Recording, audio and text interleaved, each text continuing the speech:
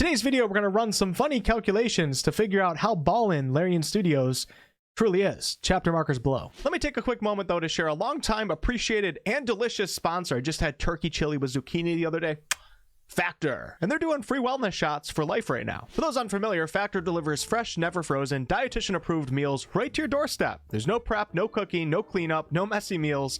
These are never frozen meals that are 100% ready to heat and eat in only 2 minutes. We're talking restaurant quality food here that offers more choices and flexibility, as you get to choose from 35 plus weekly options, and it's less expensive and time consuming than takeout. When choosing your meals, Factor also offers special categories to meet your nutrition and fitness wellness goals, such as keto, calorie smart, protein plus, and vegan and veggie. And they have an assortment of snacks and smoothies to choose from. Now, the biggest thing for me with Factor is having go-to lunch or dinner solutions when I'm going through a busy week. No more crappy frozen food. So head to factor75.com or click the link below and use code WolfheartFPS for 50% off your first Factor box and free wellness shots for life. 2 wellness shots from 3 available flavors for every order while you're an active subscriber. That's factor75.com, code WolfheartFPS for half off your first delicious box. Back to the video. So let's start off on the topic of sales and how much Larian Studios could have possibly made from this single game, Baldur's Gate 3, that seemingly blew up so big over the past it's already been out for over half a year. That's crazy. But before we get into how much Larian could have made off of game sales, let's talk about the budget for Baldur's Gate 3. Now, the number that's been thrown out there by various different sources, although none of these are Larian official sources, keep that in mind, is $100 million was the budget for Baldur's Gate 3, which is a lot of money. Although there are AAA games that spend more than that, that's still a big chunk of change, and Baldur's Gate 3 has to do really good if you're going to spend that much money on the game, otherwise it would be a failure. Now, please do note, we're never going to be able to figure out the exact budget for this game unless Larian reports it. We don't have that. But what we can do is just see if 100 million makes sense in the first place by doing a couple quick, simple calculations. So let's think about how many developers Larian has, the staff, the employees of Larian Studios. So Baldur's Gate 3 started with, I think, around 150 devs working on the game full time, and then throughout the game's production and throughout early access, Larian scaled up to 400 plus. I've even seen the number 450 thrown out there.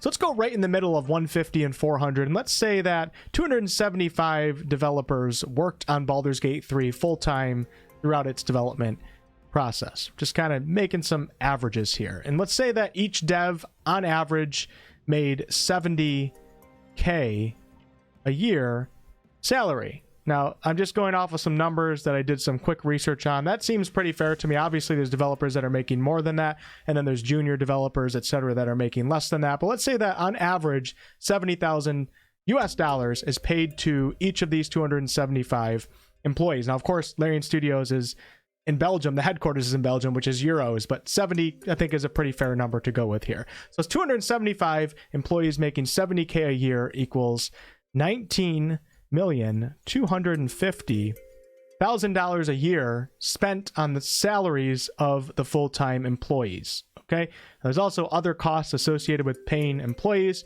but we're just going to go with this number for now. Baldur's Gate 3 was in development for over 4 years of full-time production. It started before then, but let's go with 4 because I know in 2019 they really started full-time production. So we're going to times 19,250,000 by 4 years.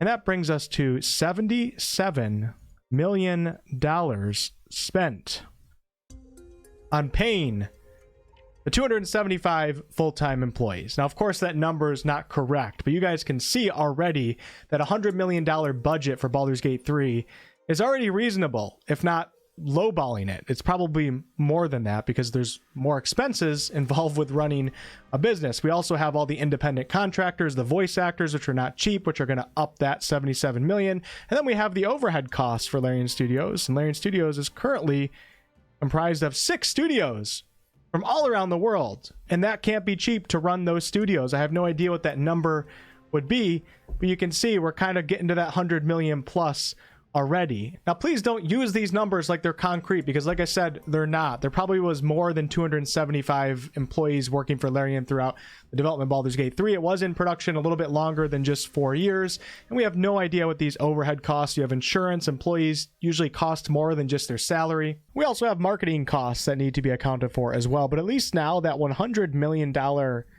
idea for the budget, at the very least, is like a lowball estimate for what the budget for BG3 could have been. It makes much more sense now. Now let's talk about sales. And the only concrete number that we actually have, believe it or not, are the early access sales. Because in an interview that Bloomberg did with Sven, the CEO and creative director of Larian Studios, it was reported that Baldur's Gate 3 sold 2.5 million copies in early access. And early access was only on Steam and GOG, and it was only sold at the price point of $60 per game. There was no deluxe edition or any of that. So 2.5 million copies at $60 each gives us $150 million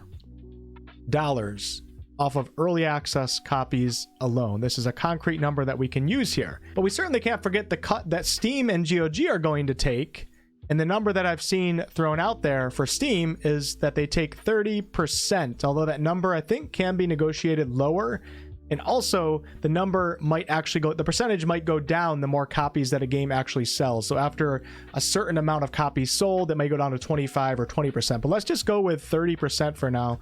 Let's go with the higher number. So 30% of $150 million would be $45 million was given to Steam and GOG, and that would leave us with Baldur's Gate 3's early access period revenue $105 million, which is really good for a game that was still in development. And if we say that Baldur's Gate 3's budget was 100 million, maybe 150 million, early access sales alone paid for a good chunk, if not all, of Baldur's Gate 3's core development, which is really cool. And why did it sell so well in early access? Well, the main thing is that it was Larian Studios, and a lot of us that have played their previous game, Divinity Original Sin 2, trusted Larian, and we had no problem buying early access in the beginning.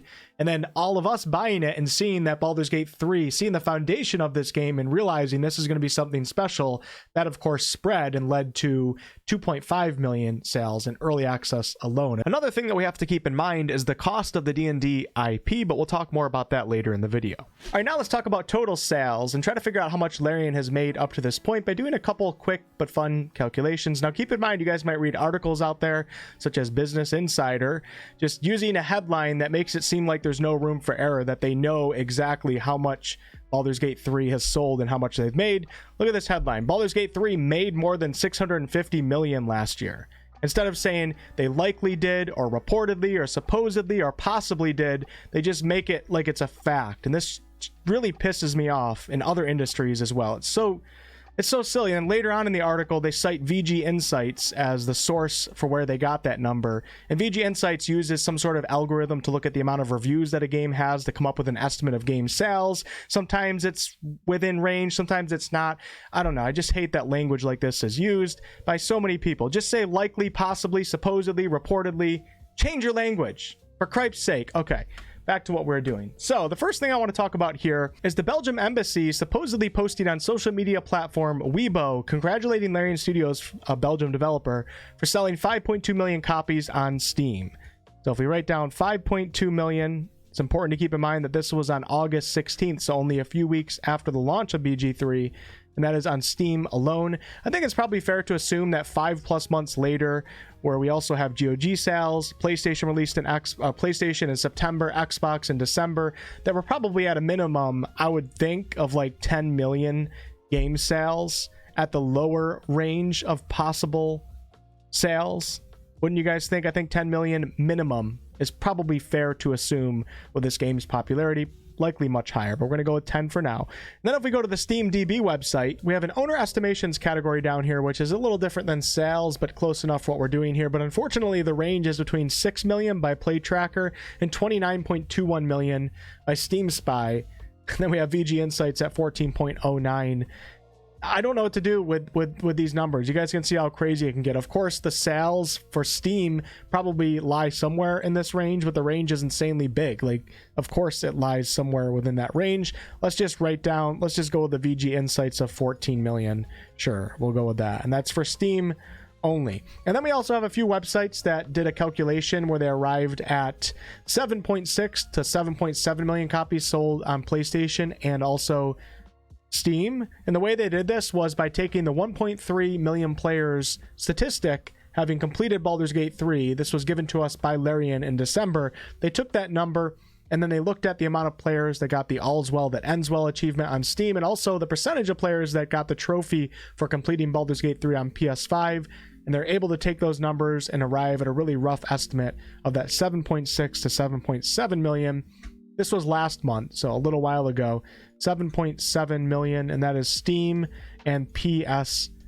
So I just want to show you guys all these different numbers that are coming from different places, just so we can kind of come up with some number to use for our calculation that we're about to do. I think after looking at all of this craziness, I think it's probably fair to say that BG3's total sales on the low end, I would think at the lowest, probably 10 million, upwards to maybe more than 20 million, but let's just go between 10 and 20 million right now. I think that's reasonable. Now let's do our calculation. I'm going to do this calculation using the 10 million copies sold number, because all we have to do is double the end result to see what it would be if Larian sold 20 million. Let's be conservative with our first calculation here. So 10 million copies sold, let's just say at an average of $70 per copy. PC base edition is 60, deluxe 70, console base edition is 70, deluxe 80, and you have the collector's edition, but we're not going to include the collector's edition. I think $70 a pop is probably a fair price point to use for this calculation. So 10 million copies sold at $70 each is $700 million. But we also have to take into account how much Steam gets out of that, or GOG, or Xbox, or PlayStation, and we're just going to go with a blanket 30% across the board here. It's probably less than that because Larian sold so much. Let's go on the high end here and say that 30% of the sales go to the platform. So 30% of $700 million is $210 million. So if we subtract 210 million from 700 million, we then get $490 million in revenue from Baldur's Gate 3 sales at 10 million sales. Double that number if Larian sold 20. This isn't profit. This is just revenue right now. So now let's subtract the budget, the estimated budget, which is probably between $100 and $200 million, I think. Let's go with 150 million right in the middle. So 150 million minus 490 now brings us to $340 million. Okay. And I'm going to include the marketing as part of the budget right there. Now, one thing we of course can't leave out is that Larian did have to obtain the license to create a D&D game, to create a game based in the Forgotten Realms. We don't know how this license works, but it seems to be pretty clear that Hasbro and Wizards of the Coast are benefiting from Baldur's Gate 3 sales, as opposed to just Larian paying an upfront cost to create a game based on D&D. And in this article right here, in several articles, Hasbro says that revenue increase of 40% driven by increase in digital and licensed gaming revenue behind Baldur's Gate 3 from Larian Studios, and to a lesser extent Monopoly Go from Scopely. Apparently this was an extra $63 million of incremental revenue in quarter 3 of last year, so around the time that Baldur's Gate 3 released. So I think that might tell us that Wizards and Hasbro are making money the more that BG3 sells. So it wasn't necessarily just a straight up Larian pays an upfront cost and then they own everything else. It seems like Wizards and Hasbro are benefiting from BG3 sales, which means they're probably, I don't even want to say probably because I'm not sure, they might be getting like a percentage of each copy sold, like maybe like 10% or something like that. So let's just take 60 million off of that 340 million that BG3 currently made off of 10 million copies, and that leaves us with a total of $290 million that Larian Studios gets to keep for themselves. Profit for them. Even with all of these expenses, even with the Wizards Hasbro deal, even with Steam taking 30%, even with that $150 million budget, even with a low ball of 10 million copies sold, Larian's bringing home hundreds of millions of dollars from BG3. Double that if they sold 20 million.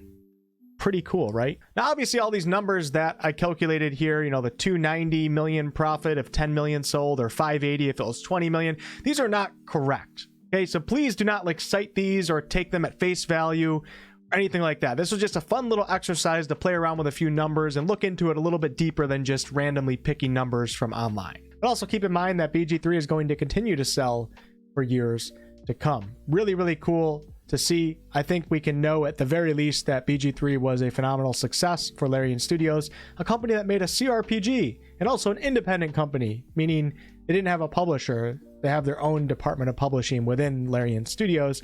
Although I should point out that Larian is owned 30%, maybe 33%, something like that, by Tencent. Sven and his wife have the majority ownership. And in this case, it seems like Tencent deciding to invest in Larian turned out to be a really good thing for us, consumers. Not always necessarily a bad thing that a big company invests in another company. In this case, it seemed to turn out good. Who knows where that will lead to in the future? But yeah, bravo to Larian Studios. Excited for the future. They're going to need a lot of that money for future games and also for the sustainability of the company and the safety net that they need, etc. But we love to see it. Catch you all in the next one.